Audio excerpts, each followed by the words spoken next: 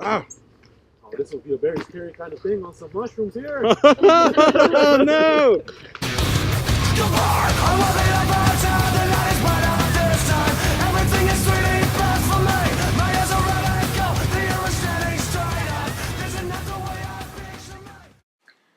Hello, humans of the interweb. Welcome back to Switchbacks and BottleCaps. Brian here. Roland here.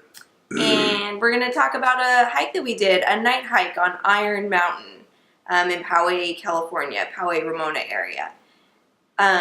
We are coming from North County, San Diego.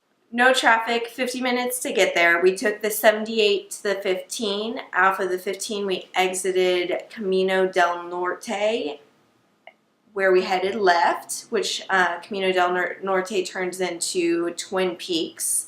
From Twin Peaks, we made a right on Espola Road. Did I say that wrong? No.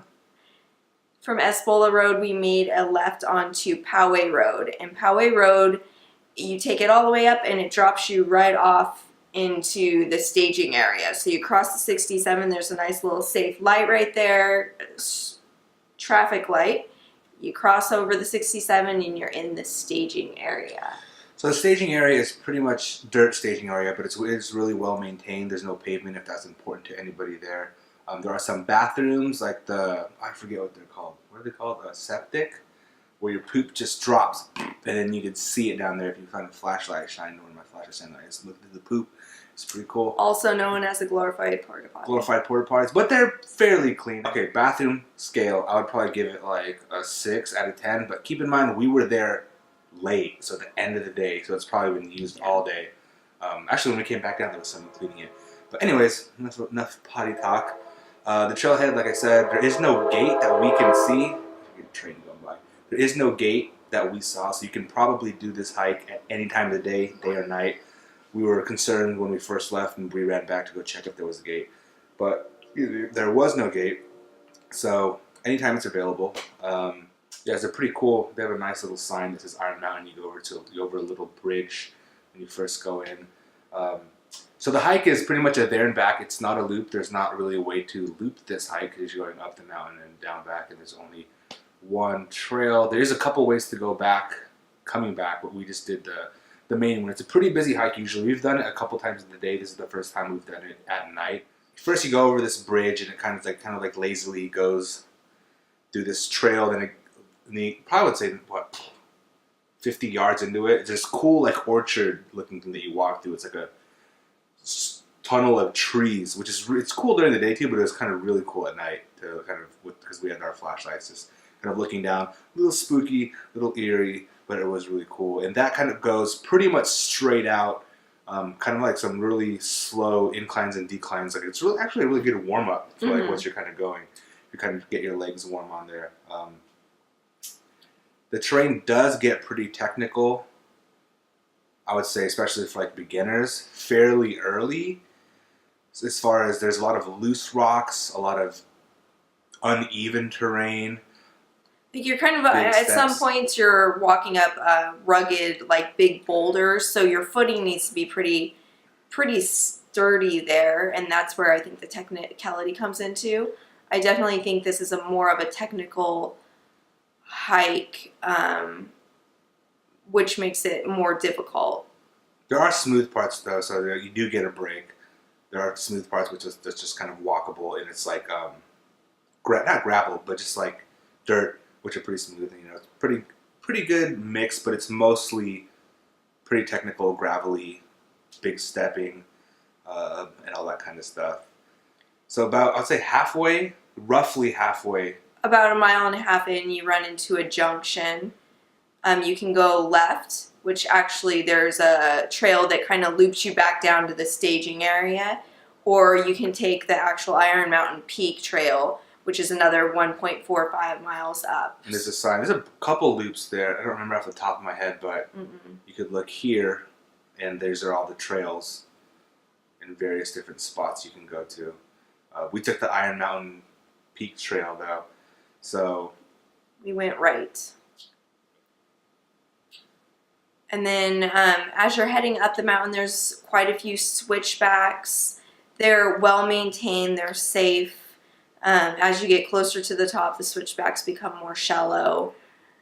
Actually, too, the back side of the mountain I felt like was the coldest, if that's a factor too. It got really chilly on the back side of the mountain for some reason. But there was no wind. It was still comfortable. Yeah. And then once you get to the top, it's super nice view. During the daytime, it's a super nice view. This is our first time at nighttime. It was still super cool up there. You can see pretty much all the way downtown San Diego, San Marcos, Oceanside, Carlsbad, all of the East counties. We're not really from East County, so I can. But there's some lights over in the east. Yeah, there's some stuff out there. Yeah. We're more of coastal people, but there's some stuff out there too. You can see all that. You can see the 15, which was cool. I really wish we could find a view map that points out what peaks is, because I'm pretty sure you can see like double peaks in San Marcos. You can see Elfin Forest from up there. On the other side, you can probably see like a lot of the peaks. So there's a couple peaks up there that you'll be able to see that from. It's a really cool view. We stayed up there for a while, kind of took some pictures. I did some nighttime lapses, my first time doing them. We ate up there. We took snacks up there. We took my typical adult Lunchables, veggies, had some water. We were on a group hike actually, so we were with 3 other of our friends, us plus 3 others, and so it's kind of cool to go up there and kind of catch up. But no one was up there. A couple people came up there. Yeah, but just like for a drop in and a drop out, we were the rowdy group up there. So people were like, "Oh, these guys." So, yeah. No, we weren't that rowdy. We didn't really leave no trace up there. Up to the top, it was kind of crazy. There was a bunch of mice that weren't really scared of anything, and they'd come up like a lot. Yeah, and there was a lot of them. Yeah, little fat guys. They were happy because actually at the top there was an area for like that people had left some trash, which I don't know who goes up and cleans it. I don't recommend that. Take your stuff back down with you. If you take it up, pack it in, pack it out. Yeah, try to leave that as little trace possible. But the mice were happy. We fed the mice peanuts. Yeah. It's cool. Not out of our hand. That would have been cool. But we didn't see too many creatures. We saw a couple little snails on the way back down. We saw the mice. We heard a few chirps. Black snails. It was weird. I've never seen snails like that black before. snails. Mice, a lot of people. We heard some chirps. Couples hiking that weren't very friendly. My theory was they were having conversations like, because it was dark by then, we knew we were going on a night hike. These people were like kind of on their way Back down as we were going up. As we were going up, so kind of rewinding a little bit. And they didn't look too happy. I was like, it's the whole, I told you we should have left earlier. We have to be at my mom's house for dinner, and little Jimmy has a doctor's appointment in the morning. Now we're going to have to stay and listen to my stepdad talk about meatloaf all night. That was the kind of thing we were talking about. Yeah. That they were going on. Because people weren't too friendly. I don't know. No. There were friendly people. We saw a guy with a dog.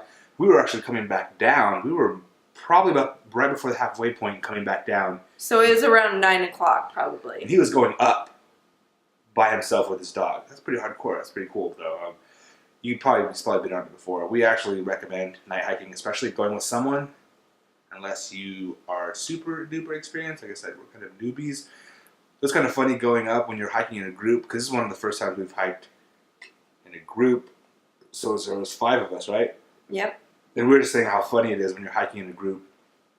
The front person sets the pace, obviously. So at first no one wanted to be in front because nobody really wanted to set the pace. And the back person, we're like, oh, me and my buddy, Logan Barrio, shout out, Snakes and 40s too, out there in the YTDC. Yeah. Anyways, but so we were in the back and we're like, oh, it's a really philosophical question when you're in the back. It's like you see all the different ways people go up the trails, like through the side, through the middle, right down the middle. And obviously everybody wants to probably do the path of least resistance. So do you take that path, or do you do your own path in life, or what goes on in that philosophy of being the caboose of the trail head? Are you a back person, a pace setter, a middle person?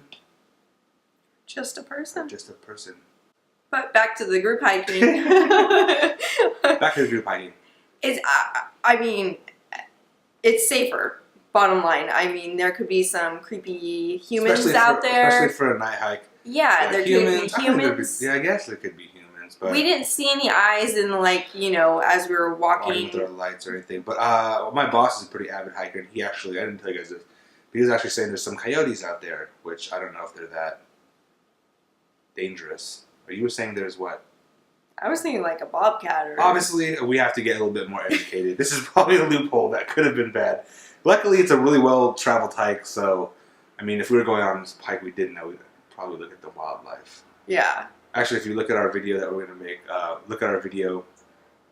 Actually, if you look at our video from the Pacific Crest Trail, it was snow, and there's these, like, tracks that looked huge. And I was like, oh my god, this looked like a fucking bear. It's the closest bear sighting we'll ever get. But then I was like, maybe it's this. I don't know. We're not expert. Obviously, we need to respect nature when it comes to animals. We love nature. Animals? We need to learn.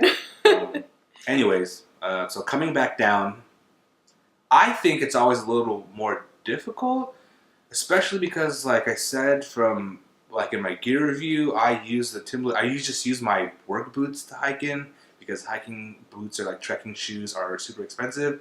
And for me, because that mess is composite toe, when you're coming down and your foot's like this, obviously your foot's kind of sliding towards the front of the boot. And that freaking section with composite toe just like compresses all my toes. And that's the only thing coming down that But really he also kinda needed hurts to for cut me. his toenails, so cut your toenails before the hike. Let me check them out. Yeah. Oh, Yeah. no, they're not even that bad. Cut your nails at the top before you head back down. All right, Especially I'm in gonna steel toe I'm gonna take my boots. boots off and cut my nails, and at the top I'm embarrassing them in front of everybody next time. I'm not embarrassed. Take your business. All right. So, and we also, since it was a night hike, we had to have some light. Roland and I had our headlights. I did a review of the headlamps we had. We had the ThruNite TH10s. Actually, I'm going to throw at the end of this video, I'm going to throw in the kind of outside beam shots that we did. So at the very end, after we close out, I'll include that here. And they were awesome. Like, Yeah. I really think people should invest in a really good headlight. They're lightweight. Your hands are free to Hands do are other free things. for balance, and yeah, they performed awesome. Like I said, you can check out that gear review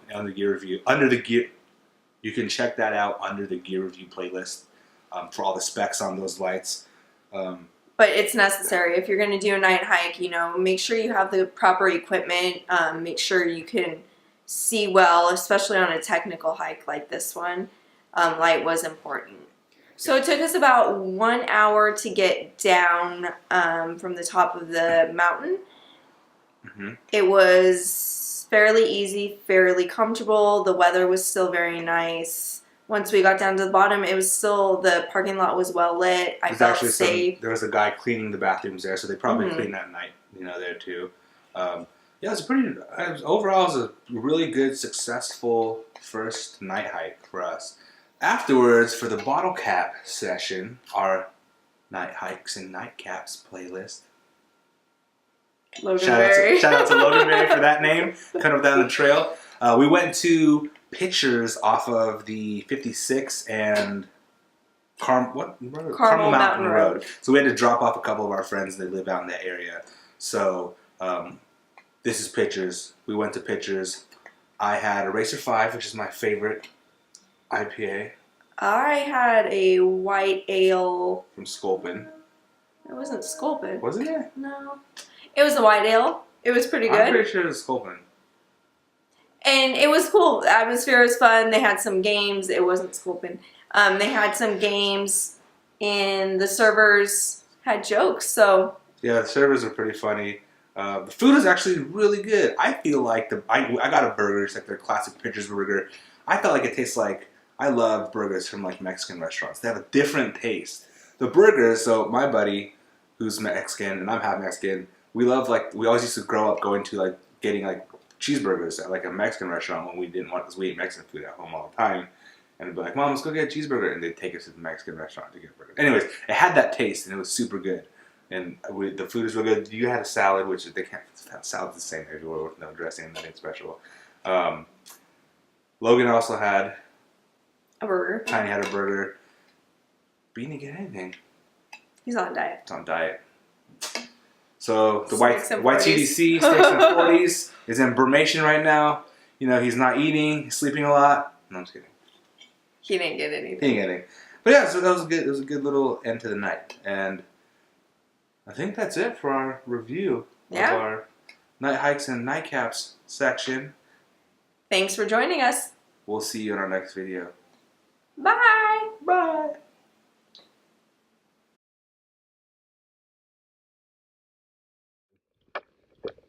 So we're using the ThruNite, what is it? Let me see.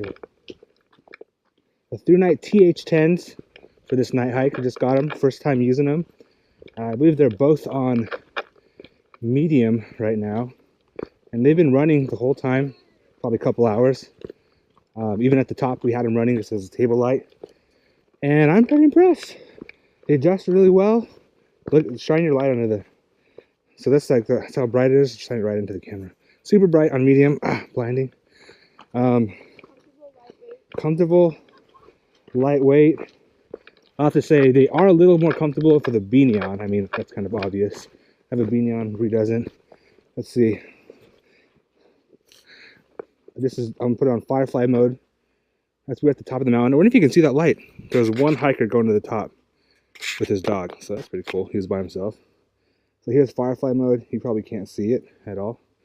Here's in my hand. And then so let's switch it off. That's medium. It's low. Low's still pretty good. We could have made the hike decently on low. And then we have it on, there's medium. Medium's like what we've been using, is comfortable. High. Oops. That's not high. High is just like, I think you could actually hike with one headlight, 2 people. High would work pretty well. There is the moon, but it's not really lighting the trail too much tonight. And on turbo's pretty good. I know GoPro's not really good for seeing distance, but it throws pretty well. I was super surprised, like how well it throws. And so yeah, it's a ThruNite TH10. Super dope. I'd recommend it highly. All my lights are ThruNite. Brian's giving it a thumbs up over there. And that's it.